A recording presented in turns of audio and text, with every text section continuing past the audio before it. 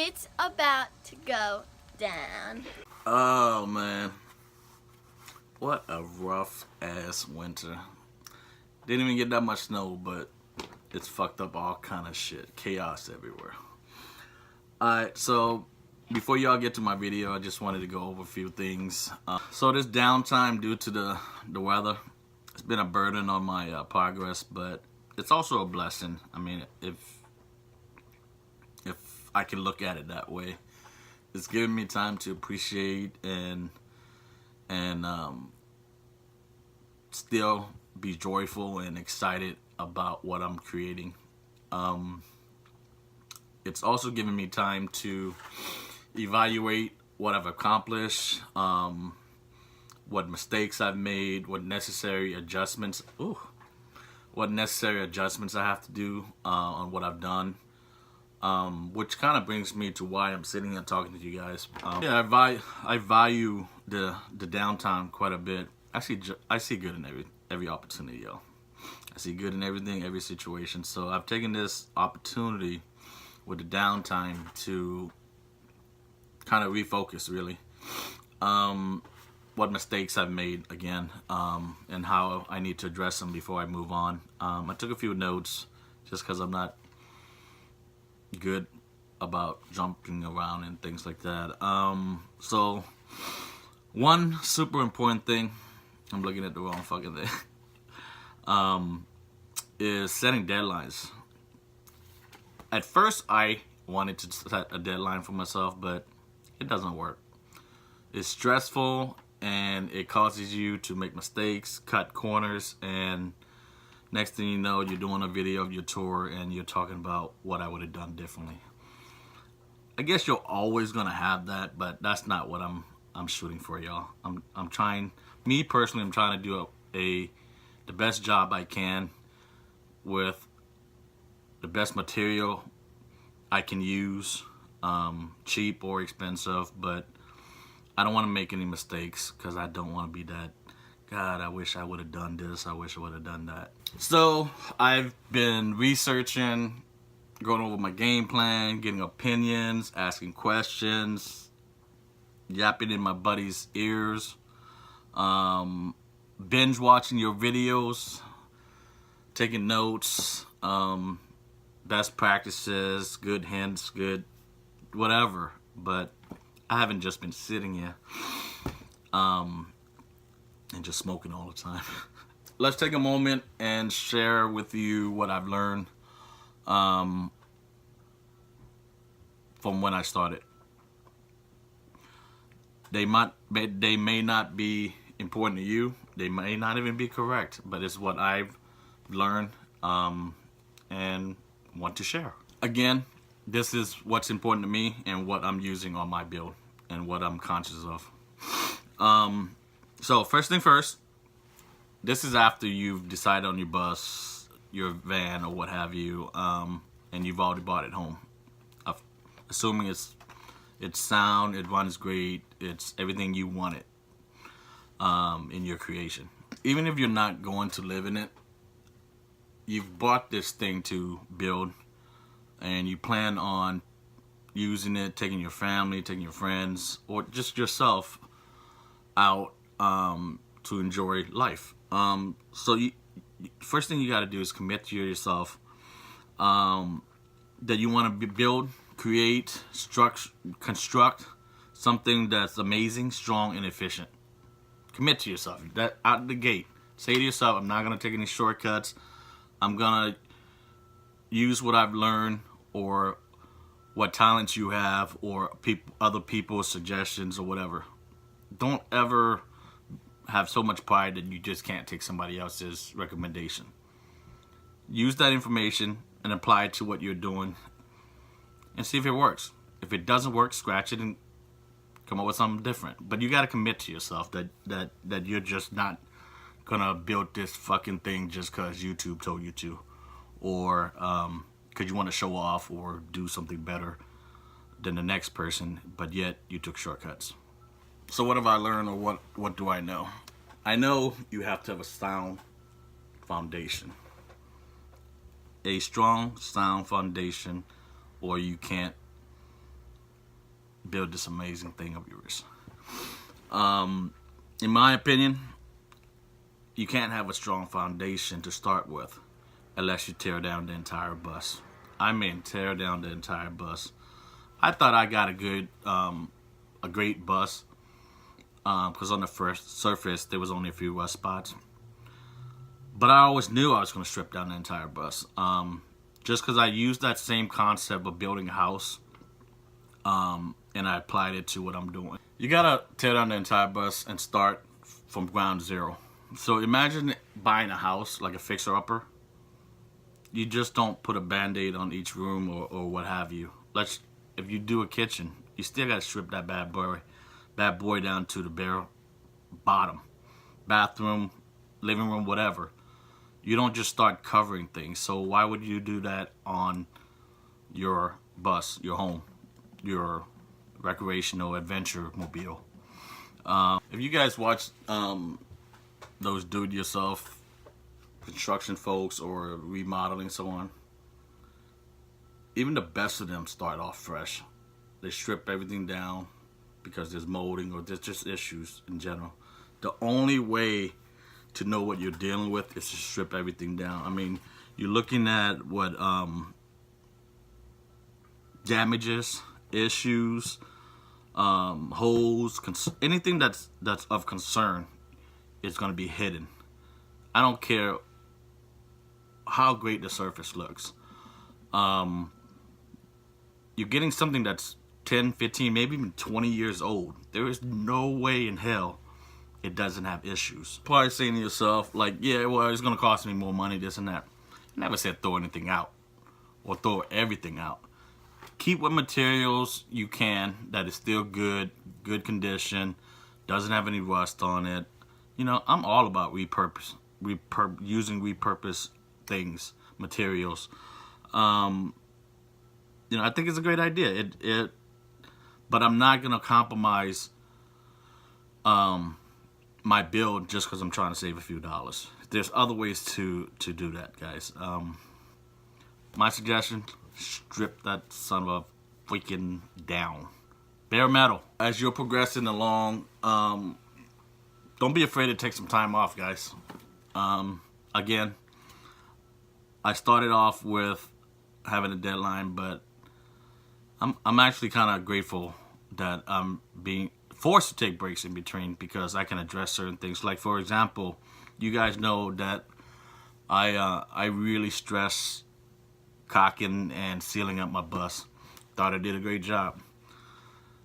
So I'm driving and it's raining and so on, and I was like, cool, my bus is sealed, I'm good. But my windows started leaking. It wasn't around the framing or anything like that, or where I caulked. You know how when you're driving, the bus shakes, and if you remember when you were in school, when you hit a bump, the window would shift a little bit and notch down to the next latch.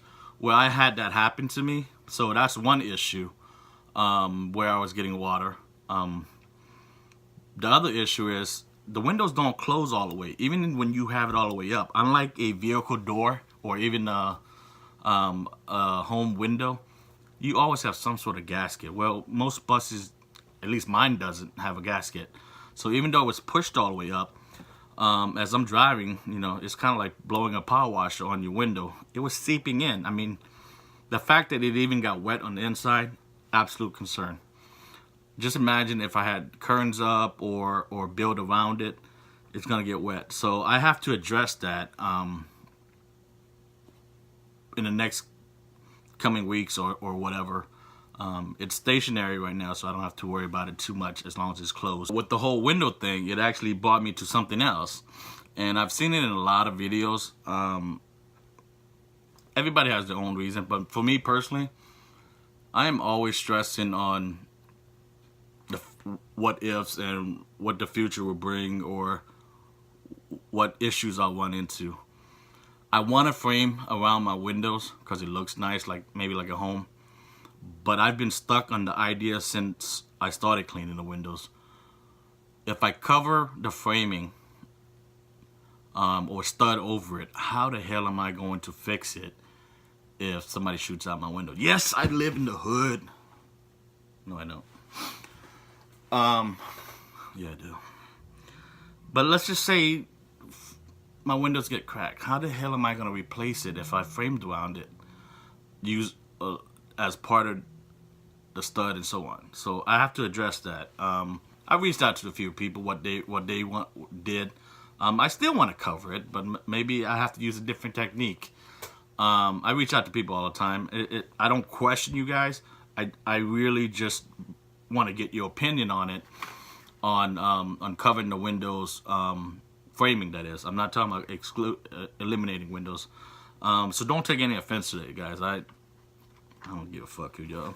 Anyway, so every time I design or build or come up with something, I sound like a broken record, but I always compare it to building a home or building an addition and so on. You know, builders build a home in order, in certain steps. Yes, every now and then they'll call in, you know, the plumber to run the pipes, but again, they're still going in order. So I suggest coming up with a game plan. Even if you don't write it down on paper, you gotta have an idea of what you want to do. When I jump around on certain things, it's because I have to address them before I can go to the next part of my project. And the reason is, there's just certain things, once you finish part of your project, you can't go back to and address once you finish up everything else. So don't make life harder than it needs to be for yourself. Go in order of how would I build something? You know what I mean? It's easier than it sounds. I mean, it really is. I think I said that backwards. Whatever, fuck. Don't just rush into it because you want to have the most fancy fucking video to share on YouTube and how you're gonna outdo somebody. This is your project. Take some care into it. Yeah. One other thing I've seen that I really don't get, and I'm confused and puzzled by it because it just doesn't make sense. Do you? But I'm shit. Why the fuck? Why do you guys put in your hardwood floors before, like, the framing is done, or your ceiling is addressed, or your roof is addressed? Like, you're just gonna tear it up. So imagine like the house, when you build a house. You guys do realize the last people, probably in most projects, the last people to come in are the floor people, the hardwood floors or the rug folks.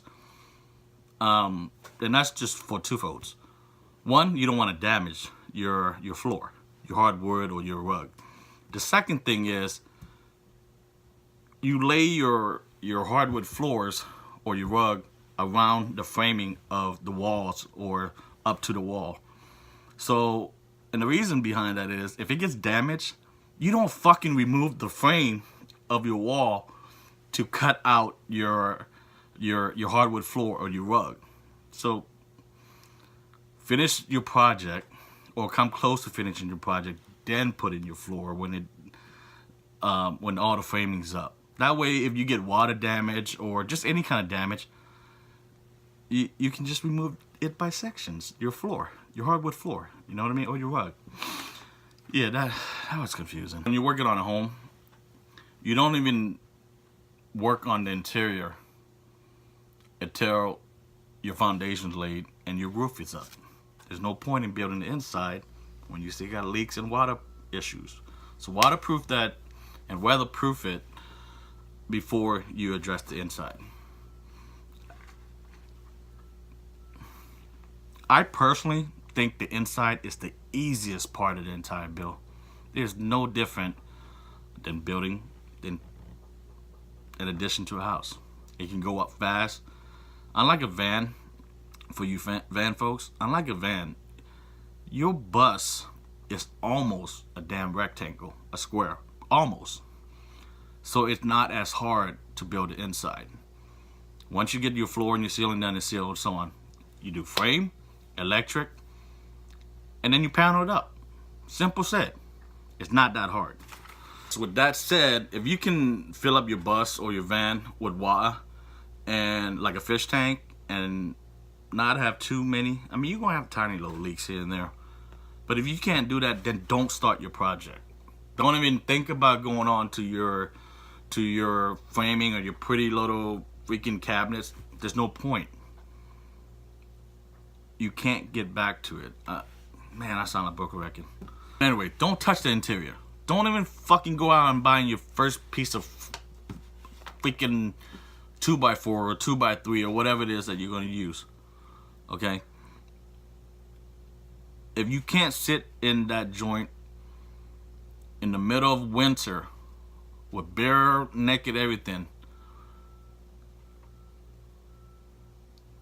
I mean, you're gonna freeze your ass off a little bit, but just imagine if you did have cracks and did have leaks, and you'd already rebuilt your interior, and you're out there like in that environment.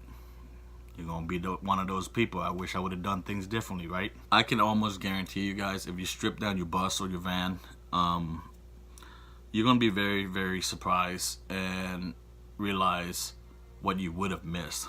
Holes, rust, damage, and other little things that you would have been scratching your head on if you would just X-ray basically your bus. Don't you guys want to find out exactly what you're building your creation on? I personally would. And shit, I am. And I'd suggest you do that too. But hey, don't listen to me. I'm not giving you that advice. Anyways, I guess I sort of am. You contradicted mother.